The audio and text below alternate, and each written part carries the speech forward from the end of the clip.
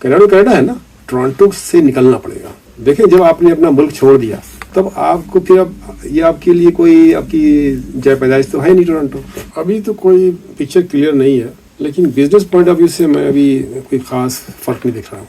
मैं सिर्फ तय कर लिया कि मैं इसको बिल्कुल बर्बाद कर दूंगा। पता तो नहीं है कि उनकी पब्लिक जो है इसको सपोर्ट करेगी 4 साल तक। हो सकता है ट्रम्प के लिए बड़ा मसला उस वक्त, और माइक कर्नी से ये उम्मीद थी मार्क कर्नी इसको उठा लेगा। इलेक्शन काफ़ी टफ होगा क्योंकि पीसी भी काफ़ी दिनों से कैंपेन चला रही है, उससे काफ़ी इकॉनमी पे बुरा असरात आए हैं। सिर्फ टोरंटो के अंदर 15 लाख स्टूडेंट लाके भर दिया इंडिया से, तो उसका जो टोटल सिस्टम है वो आउट ऑफ कंट्रोल हो गया है।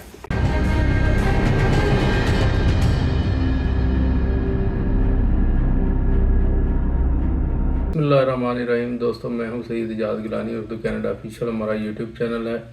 अगर आपने हमारा चैनल अभी तक सब्सक्राइब नहीं किया तो कर लें ताकि हमारे आने वाली वीडियो आपको मिलती रहें। आज हमारे साथ IIT एक्सपर्ट हैं, सियासत पे बड़ी नज़र रखते हैं, बिजनेसमैन हैं, कनाडा में 2 दहाइयों से मुकीम हैं, मसूद आलम भाई।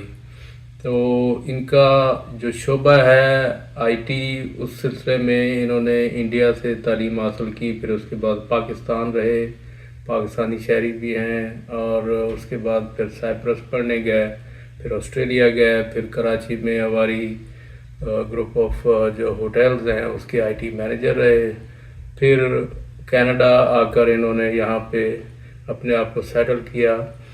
टोरंटो में इनका बिज़नेस रहा, फिर विनिपेग में, अब अमेरिका के अंदर अपना बिज़नेस सेटअप कर रहे हैं। तो आज हम इनसे बात करेंगे कि ट्रंप के आने के बाद अमेरिका में क्या हालात हैं, फिर कनाडा में जो अभी इलेक्शन होने जा रहे हैं, मार्क कार्नी ने इसका ऐलान कर दिया है, तो उसमें किस किस्म का एक टफ़ कंपटीशन होगा। जो 2 जमातें हैं, बड़ी जमातें हैं, फिर इसके अलावा जो कनाडा में बहुत ज़्यादा एक पॉपुलेशन ग्रोथ हुई है, उससे बिज़नेस पे क्या फ़र्क पड़ा है और किस तरह से ये देखते हैं ओवरऑल पूरे सिनेरियो को। तो आइए उनसे बात करते हैं।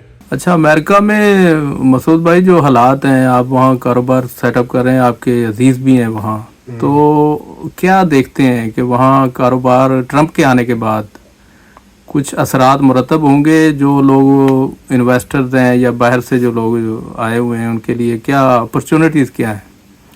अभी तो कोई पिक्चर क्लियर नहीं है, अभी तो उसके असरात दिख भी नहीं रहे, लेकिन दिखेंगे आगे जाके। मुझे नहीं लगता कि उस पर फ़र्क नहीं पड़ेगा, क्योंकि वो तो खुद चाहते इन्वेस्टर को लाना, तो कहता है इन्वेस्टर्स आए हमारे इन्वेस्ट करें, तो उस पॉइंट ऑफ व्यू से कोई फ़र्क नहीं पड़ेगा। हाँ, जो विजिटर्स के लिए उसने कुछ सख्तियाँ कर दी हैं, जैसे कि अब यहाँ पे कर दिया कि आप 30 डेज़ के ऊपर आप स्टे नहीं कर सकते, अगर स्टे करते हैं तो रजिस्ट्रेशन करानी पड़ेगी आपको। तो ये हैसल क्रिएट करने के से थोड़ा ये ट्रैफिक रुकेगी, जो फ्लुएंट थी कि भाई जाके लोग 6 महीने हैं, 5 महीने हैं वहाँ पर। लेकिन बिजनेस पॉइंट ऑफ व्यू से मैं अभी कोई ख़ास फ़र्क नहीं दिख रहा हूँ, वही रहेगा। अच्छा, जो ट्रंप की पॉलिसीज़ हैं, आपको क्या लगता है कि ये 4 साल अपने पूरे करेंगे? लगता तो नहीं है, इसलिए कि अभी जिसकी जितनी भी पॉलिसी आ रही हैं वो अगेंस्ट दी स्टेट लग रही हैं। उसने मतलब सिर्फ तय कर लिया कि मैं इसको बिल्कुल बर्बाद कर दूंगा। तो लगता तो नहीं है कि उनकी पब्लिक जो है इसको सपोर्ट करेगी 4 साल तक, क्योंकि एक पॉइंट आता है जहाँ पर इंसान जो है फिर आपस से बाहर जाता है। तो जब उनके यहाँ चीज़ों की प्राइस बढ़ेगी, ख़ास तौर पे ग्रॉसरी और कंज्यूमर आइटम्स, तो उसका इम्पैक्ट जब आएगा उनकी डेली लाइफ पे, तो नेचुरली वो खड़े होंगे, और वो हो सकता है ट्रम्प के लिए बड़ा मसला उस वक्त। अच्छा, कनाडा में अभी मार्क कार्नी जो है उन्होंने पार्लियामेंट जो है वो डिसॉल्व कर दी है और इलेक्शन का अनाउंस कर दिया है, 28 अप्रैल को होने जा रहे हैं। तो आपको क्या लगता है कि इलेक्शन जीत पाएंगे लिबरल्स, और क्या मार्क कार्नी जो है वो जो कनाडा की मुआशी मुश्किलात हैं उनको दूर कर पाएंगे? मेरे ख्याल में थोड़ा सा इसे जल्दी कर दिया, इसको थोड़ा सा टाइम लेना चाहिए था, क्योंकि अभी तो ग्राफ बहुत गिरा हुआ था लिबरल का, ख़ासतौर पे ट्रूडो के टाइम पे। और माइक कार्नी से ये उम्मीद थी मार्क कार्नी इसको उठा लेगा, क्योंकि क्या अच्छा इकनॉमिस्ट है, बैंक एक्स बैंकर भी है, تو کافی اس سے امید ہے کہ وہ اس کو ریوائیو کر لے گا، لیکن اس کو ٹائم تھوڑا چاہیے ہوتا تھا. اب اس نے وہ ٹائم نہیں لیا، اس نے فٹافٹ اناؤنسمنٹ کر دیا کہ جی بس ڈیزالو کرو اور الیکشن میں آؤ.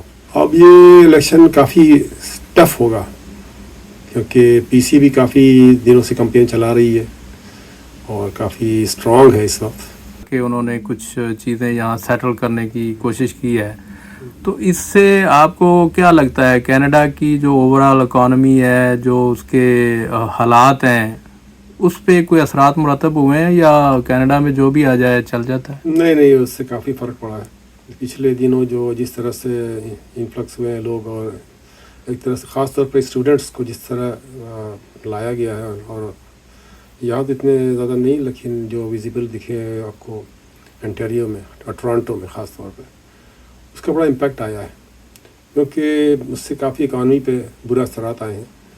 کیونکہ آپ نے ایک ریسورسز کم تھے اور اس جگہ پہ زیادہ لوگوں کو لا کر بھر دیا، جس کی وجہ سے ان کی پوری امبیلنس ہو گئی اکانومی. جاب کرائسس کھڑی ہو گئی، ہاؤسنگ کرائسس کھڑی ہو گئی، ایون کہ ڈیری سپلائز کی کرائسس کھڑی ہو گئی وہاں پر. کیونکہ ایک گنجائش ہے کہ آپ 15 لاکھ لوگوں کو کیٹر کر سکتے ہیں، وہاں آپ نے 30 لاکھ کر دیے. تو اس سے کافی فرق پڑا، اور یہی ایک بڑی غلط پالیسی اس گورنمنٹ نے اپنائی تھی جس کی وجہ سے ان کا امپیکٹ آج اس پہ آ رہا ہے. آج ٹروڈو صاحب جو گئے ہیں اس کا ایک ریزن یہ بھی تھا کہ انہوں نے صرف ٹورانٹو کے اندر 15 لاکھ اسٹوڈنٹ لا کے بھر دیا انڈیا سے، جو بہت بڑی تعداد ہے، جو کہ وہ کیٹر نہیں کر سکتے تھے. اور اس کا اثر اتنا آیا کہ وہ بچے بھی بیکار گھوم رہے ہیں، اور جو پہلے وہ کام کر رہے تھے وہ بیکار گھوم رہے ہیں. جابس نہیں ہے، رہنے کے لیے گھر نہیں ہے، وہاں پر ہاؤسنگ کرائسس بہت بڑھ گیا ہے. اب لوگ بیسمنٹ کے رینٹ 3-3 ہزار دیتے ہیں. یہ کافی اس کا امپیکٹ آیا ہے اور یہ نہیں کرنا چاہیے تھا.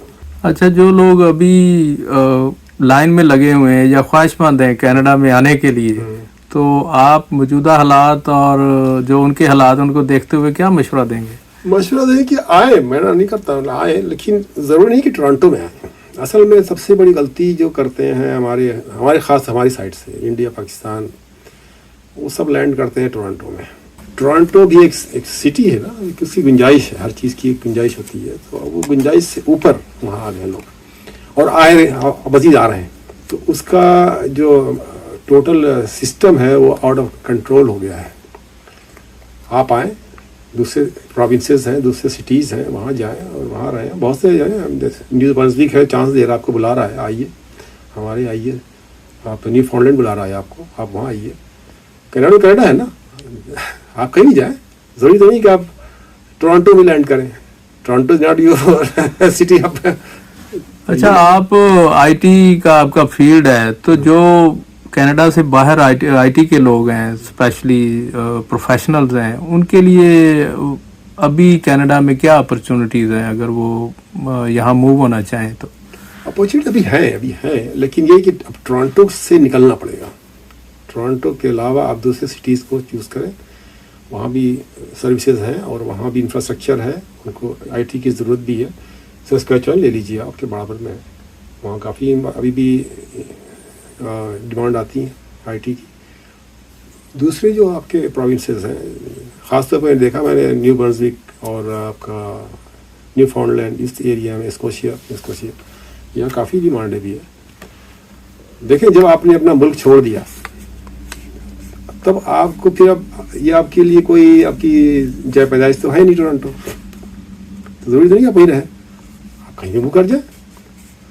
تو اس نظریے سے میں کہتا ہوں، اسی لیے میں موو ہوا، میں کینیڈا آیا، میں ٹورانٹو میں لینڈ ہوا، اور 30 سال بعد میں ریئلائز کیا کہ is not a place to live. میں نے کہا اگر مجھے کچھ کرنا ہے تو آگے بڑھنا ہوگا. میں وہاں سے ونیپیگ موو کر گیا. ونیپیگ میرے لیے بہتر رہا. اور اب آپ ونیپیگ سے یو ایس موو کر گئے، لیکن ابھی ونیپیگ کو میں بہتر سمجھتا ہوں. In term of living is better than Ontario. Okay, thank you Masood بھائی.